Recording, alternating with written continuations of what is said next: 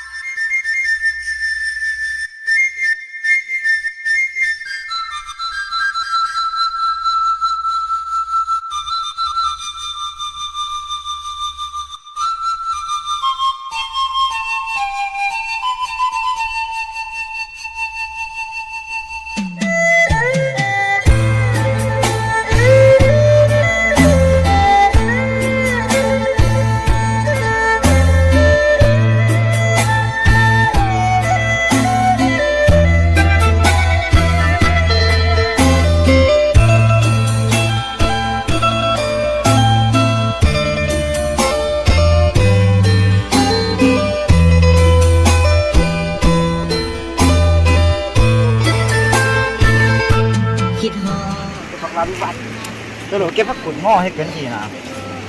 โอ้มันมีเห่าไม่ได้กินนะ ดูไม่เฮาดี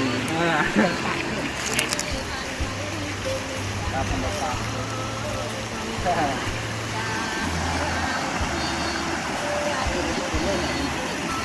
คุ้นนำไม่ได้สายนั้นนำมีหลักคุ้นเด้อ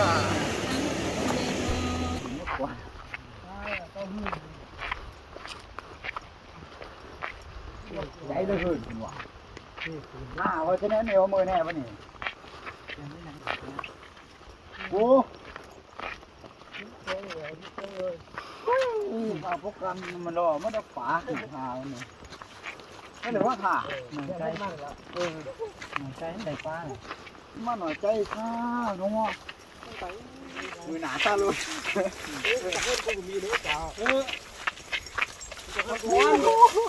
มือหยิงนี่ไอ้ซ่ามือขึ้นมือดูอยู่รถจักรได้นี่นะน้ำมันอ่ะไปเลยกูมาลุกเอามาปูนชั่วโมงแค่วันนี้มันชิมน้ำนุ่มหันเขามาขอปูนจานไอ้นั่นแหละ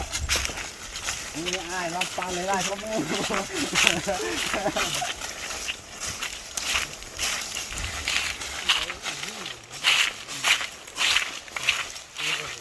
จะนาวกัน ขามลายปลาน่ะทีนี้ก็บอลเขาในหรือว่าคิดโตคือมันก็ไม่น่าเชื่อ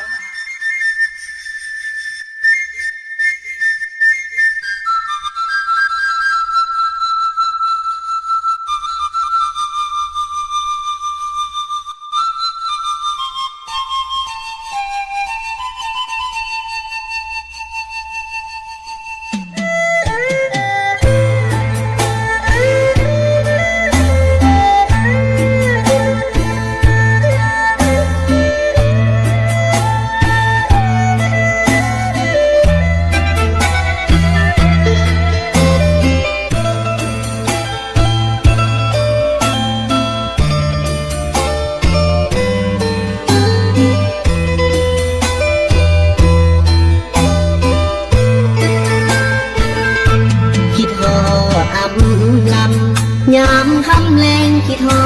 ดบ้านเฮาคิดฮอดทินลำเนาเดี๋ยวนี้บ้านเฮาเป็นจังไดน้อจากไปหลายปีใจพี่คิดฮอดแท้น้อคิดฮอดเด้ทั้งแม่พ่อป่านนี้น้อจักอยู่จังใดโลกอยู่แดนไกลหัวใจคิดฮอดบ่อายได้ยินฟ้าห้องยามใดวันไหวอยากคืนบ้านนานอนจุมผ้าห่มใจกังวลอยากมาบ้านนา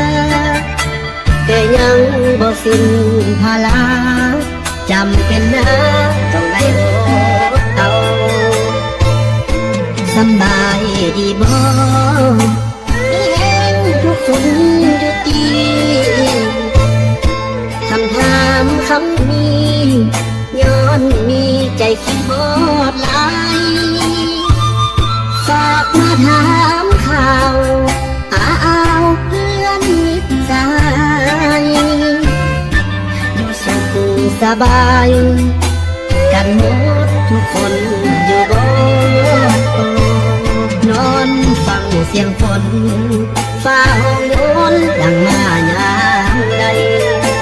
คิดฮอดจนน้ำตาไหลหัวใจไฟสั่นขึ้นมาฝนตกเศร้าได้แต่ฟ้องคำควรปวดหาป่านใดน้าสิคืนบ้านนาทั้งลุงและป้าพ่อแม่ของคอยบ่ดนดอกน้องเฮาคงได้พอกันยามเสร็จเวียกการงานลูกนั้นจบสิ้นเร็วนาสิหวนคืนบ้านคืนถิ่นฐานที่เคยอยู่มาแต่วันนี้บ่สิ้นภาระหัวใจอ่อนลาคิดฮอดบ้านดี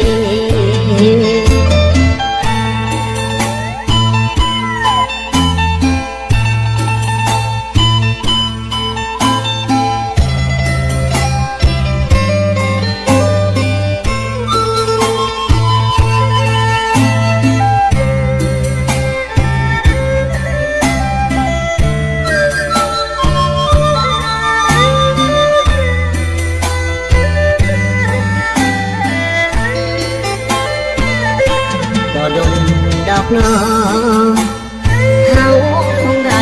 พอกันยามเสร็จเวียกการงานลูกนั้นจบสิ้นแล้วนะสิหวนคืนบ้าน